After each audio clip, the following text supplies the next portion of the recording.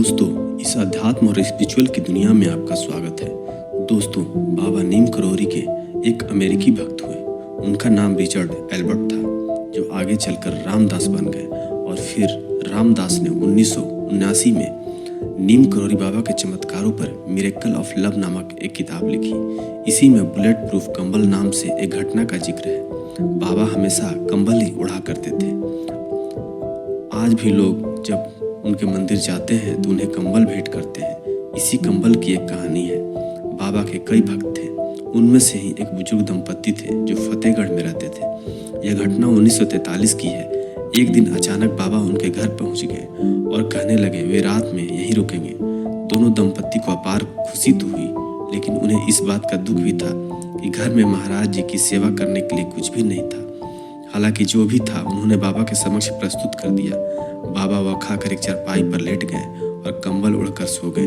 दोनों बुजुर्ग दंपत्ति भी सो गए, लेकिन क्या नींद आती। महाराज जी कंबल उड़कर रात भर कराते रहे। ऐसे में उन्हें कैसे नींद आती। वे वहीं बैठे रहे उनकी चारपाई के पास। पता नहीं महाराज जी को क्या हो गया, जैसे कोई उन्हें मार रहा है। जैसे तैसे कराते कराते सुबह हुई।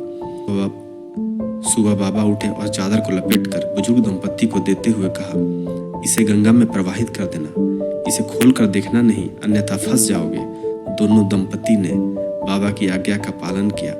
जाते हुए बाबा ने कहा, चिंता मत करना, महीने भर में आपका बेटा लौट आएगा। जब वे चादर लेकर नदी की ओर जा रहे थे तो उन्होंने महसूस किया कि इसमें लोहे का सामान रखा हुआ है, लेकिन बाबा ने तो खाली चादर ही हमारे सामने लपेट कर हमें दे दी थी। खैर, हमें क्या, हमें तो बाबा की आज्ञा का पालन करना है। और उन्होंने वह चादर वैसे की वैसे ही नदी में प्रवाहित कर दी। लगभग 1 माह के बाद बुजुर्ग दंपत्ति का इकलौता पुत्र बर्मा फ्रंट से लौट आया और ब्रिटिश फौज में सैनिक था और दूसरे विश्व युद्ध के वक्त बर्मा फ्रंट पर तैनात था। उससे दोनों बुजुर्ग दंपत्ति खुश हो गए। और फिर उनके बेटे ने घर आने के बाद कुछ ऐसी कहानी बताई जो किसी को समझ नहीं आई। उसने बताया कि करीब महीने भर पहले एक दिन वह दुश्मन फौजों से घिर गया था। रात भर गोलीबारी हुई, उसके सारे साथी मारे गए, लेकिन वह अकेला बच गया। मैं कैसे बच गया मुझे पता नहीं। उस गोलीबारी में एक भी गोली नहीं लगी। रात भर वह जापानी दुश्मनों के बीच जिंदा बचा। जब और अधिक ब्रिटिश टुकड़ी आई तो उसकी जान में जान आई। रात थी जिस रात नीम करौरी बाबा जी उस बुजुर्ग दंपत्ति के घर रुके थे। बाबा का उनके घर रुकना तो मात्र एक बहाना था।